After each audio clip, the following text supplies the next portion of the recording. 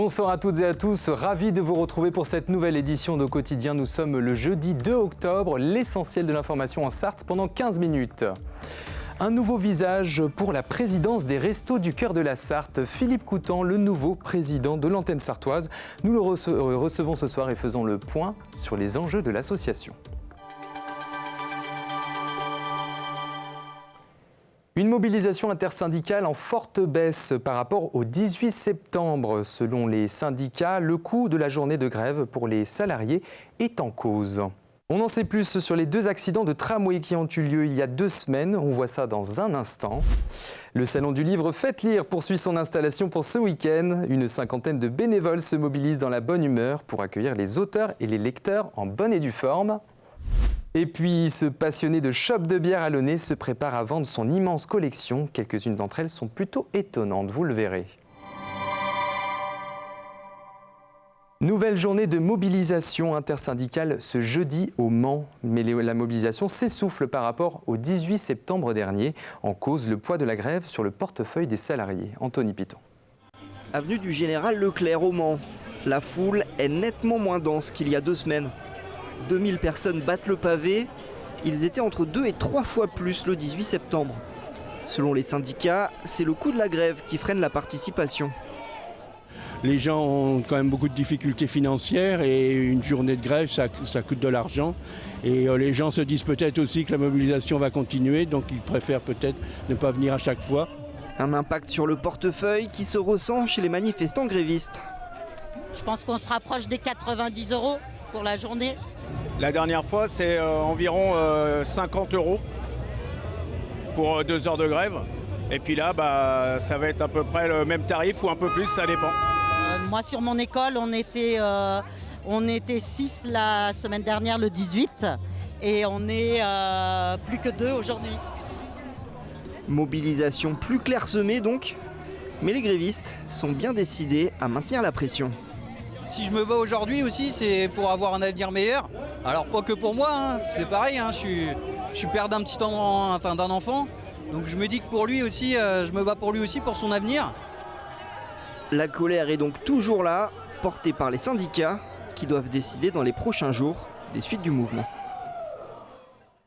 Et au total, 2200 manifestants se sont mobilisés en Sarthe d'après la préfecture, 170 personnes ont déambulé dans les rues de la Flèche et une trentaine à la Ferté-Bernard, une mobilisation inférieure à celle du 18 septembre. Environ 50 personnes en solidarité avec la Palestine sont réunies devant la préfecture depuis 18h30 ce jeudi. Ils dénoncent notamment l'arrestation des militants de la flottille qui transportent notamment de l'aide humanitaire pour les Gazaouis.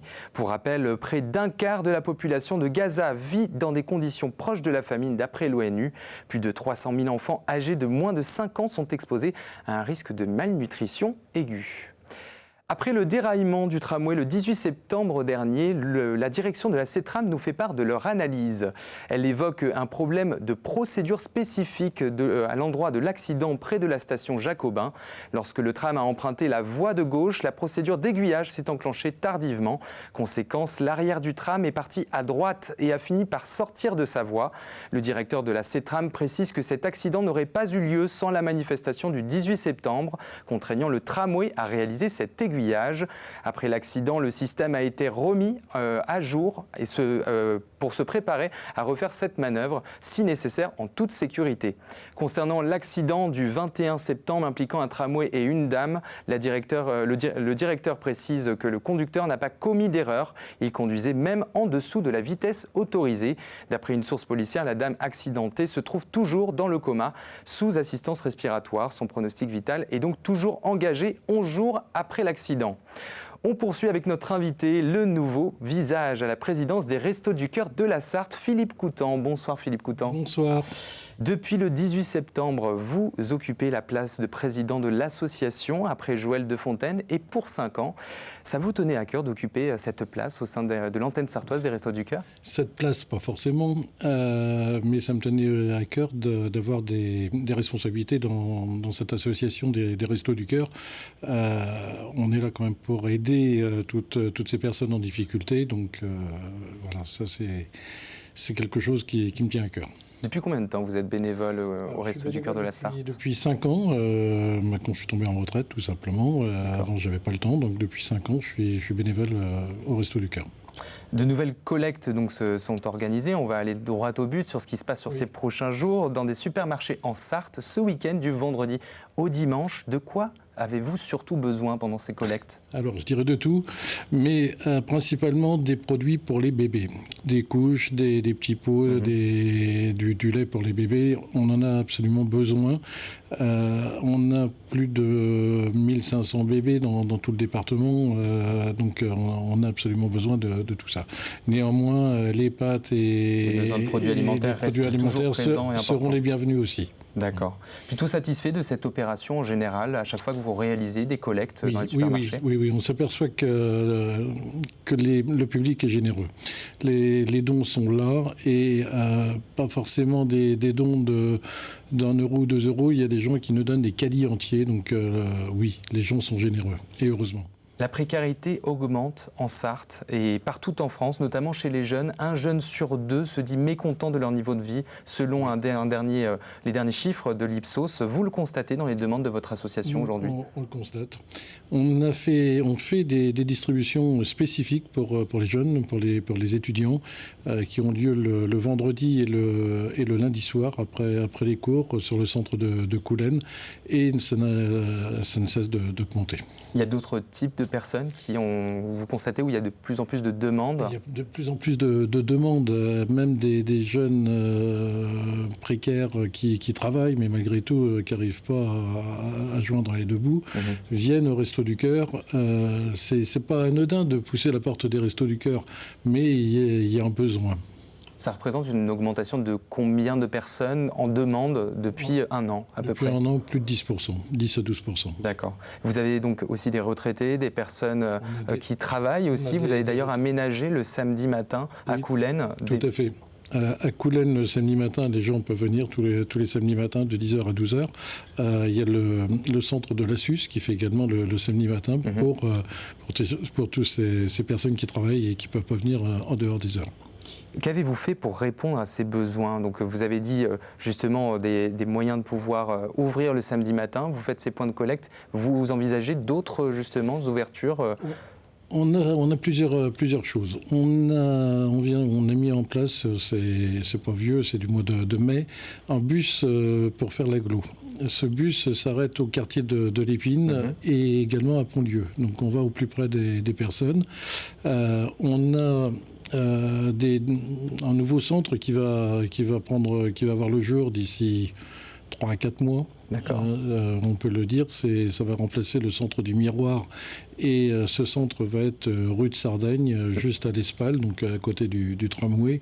Ce sera beaucoup plus commode pour toutes les personnes qui viennent nous rencontrer. C'est officiel, donc début d'année, on va avoir ce déménagement qui va être opéré. C'est officiel, on a signé le bail, ça fait 8 jours et on a les clés depuis le 1er. D'accord. Voilà.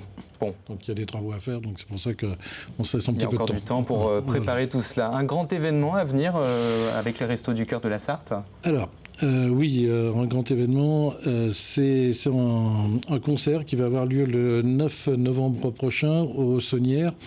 Le prix de la place n'est pas excessif, c'est 5 €, mais tout revient, toutes les recettes vont revenir intégralement au Resto du Cœur de la Sarthe. D'accord. Donc pour faire un don au Resto du Cœur ou devenir aussi bénévole, il suffit de vous rendre sur leur site internet ad72.restoducoeur.org ou alors les dons financiers peuvent également se faire par courrier au Resto du Cœur de la Sarthe, situé au 1 rue du Champ-Fleury à Coulennes. Merci Philippe Coutan, nouveau président du Resto du Cœur, d'être venu sur notre plateau. Merci à vous. Resto du Cœur de la Sarthe, je précise. Les urgences du centre hospitalier du Mans projettent de déménager aussi. C'est le gros projet du schéma directeur immobilier du centre hospitalier du Mans. Le déménagement est prévu pour 2030 avec 146 millions d'euros d'investissement. Le nouveau bâtiment de 22 000 m² qui sera implanté à la place du parking actuel et de l'ancien internat accueillera plusieurs services, les urgences, la réanimation, les soins intensifs, l'imagerie d'urgence, d'urgence, ainsi que le SAMU, le SMUR et le SAS. Des espaces seront consacrés à d'autres types de services, tels que l'anesthésie ou l'endoscopie. Une restructuration du bâtiment Monet est également comprise dans ces travaux, dont le démarrage est prévu pour fin 2027. Ce week-end, le salon Faites Lire accueille 160 auteurs sous les grands chapiteaux que vous pouvez voir place de la République, place des Jacobins ou encore rue du Port et dans les rues du Mans. Depuis mercredi, les librairies Mancel installent leur stand. Certaines comptent sur la motivation des bénévoles pour cette tâche difficile. Une cinquantaine de passionnés contribuent à la bonne marche du salon tout au long de la semaine. Laure Girard en a rencontré quelques-uns ce matin. 3 jours avant l'ouverture au public, les libraires Manceau sont à pied d'œuvre pour monter les stands du salon Faites Lire. Un travail titanesque dont l'équipe de la librairie Bulle ne viendrait pas à bout sans l'aide de ses bénévoles. En fait, ils sont organisés par ordre de sortie. Ça va du 1 jusqu'au 10 pour celui-là. Aujourd'hui, nous sommes une dizaine, mais sur l'ensemble du week-end, ce sera pratiquement 55 bénévoles. Nous avons plus de 10 000 bouquins sur table, 10 avant-premières nationales, le stand principal plus 3 chapiteaux indépendants. Et il est évident que même si nous sommes 16 à la librairie, ce salon repose beaucoup aussi sur ce bénévolat. Un groupe qui aime revenir d'année en année avec 2 motivations, la passion des livres et des repas entre copains. La cantine est bonne, bien sûr, mais il n'y a pas que ça. Non, mais c'est parce qu'on me charrie souvent là-dessus, parce que... C'est vrai qu'il est tout le temps à demander quand est-ce qu'on mange. C'est pas possible. Un véritable Avrel. Par exemple, nous avons créé un groupe de ces bénévoles qui s'appelle « Quand est-ce qu'on mange ?» parce que dedans, il y a toujours plusieurs pour être à cheval sur les horaires pour manger, etc. On rigole, c'est vraiment aussi, je crois, une super entente avec tous ces gens. Mais bénévolat ne veut pas dire non plus faire n'importe quoi. Chacun a ses tâches bien particulières. C'est de respecter aussi plein de choses, les auteurs, les ventes, l'organisation même de ce salon. C'est un peu aussi grâce à ces passionnés que Faites Lire s'inscrit parmi les grands salons littéraires. Les 10 km du Maine libre affiche complet avec un record de participation. Au total, ce sont 5000 participants qui sont inscrits pour cette 9e édition organisée le samedi 22 novembre, soit 103 coureurs et coureuses de plus que l'an dernier. La date et le lieu de retrait des dossards n'est pas encore communiqué. Pensez bien à présenter votre pièce d'identité pour le retirer. Vous avez peut-être déjà entendu parler de cette immense collection de chopes de bière détenue par une passionnée à Allonnes. Nous y avons déjà consacré des reportages. Aujourd'hui, Yves est en passe de vendre l'ensemble de ses pièces. Le reportage de Colin Ancel. Plus de 40 ans de collection tapissent ce musée artisanal d'Allonnes, mais aujourd'hui il est temps de se séparer de ces chopes de bière. On arrive à un âge, c'est pour ça, moi, ma collection voudrait qu'à la vendre. Parmi les 3500 pièces restantes, des exemplaires atypiques. Avec des personnages, tout ça, des paysages, puis il y en a qui sont musicales aussi. Mais voilà, pour vendre cette collection, l'affaire n'est pas si simple. On fait des bric-à-brac, si bon, ça a du mal à partir. Et vous en avez déjà vendu quelques-unes du coup? Non, un peu. Si pas comme on aurait cru. Hein. Pour voir le verre à moitié plein, le couple s'est entouré d'amis qui les aident dans cette démarche. C'est une grosse collection qui est de 3500 pièces. Alors ça se vend pas comme ça, faut que ça soit quelqu'un, un collectionneur. Alors en fin de compte, c'est pas évident. Hein. Et renoncer à cette collection, forcément, ça fait revenir en arrière, parce que les shops ont permis à l'époque de se faire mousser. Voir des gens, rencontrer du monde. Oui, Pascal Boulot, c'était aux 4 jours. Des stars de Michel Drucker à Philippe Candeloro, en passant par l'ancien président Jacques Chirac. Des bons souvenirs entassés, une collection à débarrasser pour une raison de mobilité. Pas acheter une voiturette. Pourquoi? Parce que celle-là commence à avoir de l'âge, puis on va profiter de l'argent. Avant que tout ne disparaisse, une question nous taraudait. Est-ce que vous buviez vos bières dedans? Ça m'arrive, hein. C'est pas tout le temps. À 75 ans, Yves et Marie-Thérèse Cordeau s'apprêtent à tourner la page de cette immense collection, et sans pression. Allez, on finit cette édition avec les tendances météo de ce vendredi 3 octobre. La pluie est de retour dans l'ensemble du département avec des températures assez douces dans la matinée, oscillant entre 13 et 15 degrés. Dans l'après-midi, toujours de la pluie avec du vent. Des rafales pouvant aller jusqu'à 40 km/h sont à prévoir dans l'ouest de la Sarthe. Les températures monteront jusqu'à 19 degrés, notamment dans le sud-Sarthe. Voilà pour l'essentiel de l'actualité sur votre territoire. Retrouvez tous nos contenus en replay sur notre chaîne YouTube.